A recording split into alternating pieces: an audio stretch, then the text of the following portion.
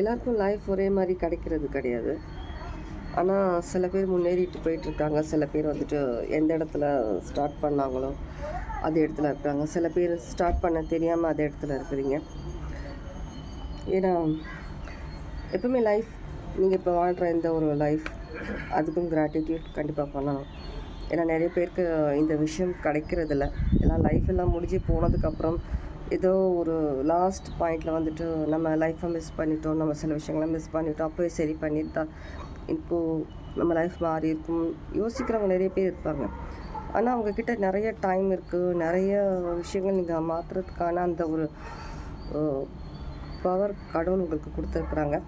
இருந்தும் இன்னமும் வந்துட்டு நீங்கள் அதில் ஒரு குறை இருக்கிறதாவே நினச்சிட்டு இருக்கிற டைமை நீங்கள் வேஸ்ட் பண்ணிகிட்ருக்கீங்க. இருக்கிற சில விஷயங்களை வந்துட்டு பழைய விஷயங்களை யோசிச்சுட்டு டைம் வேஸ்ட் பண்ணிகிட்ருக்கீங்க. கடவுள் எல்லாருக்குள்ளேயும் ஒரு ஸ்ட்ரென்த் கொடுத்துருக்குறாங்க.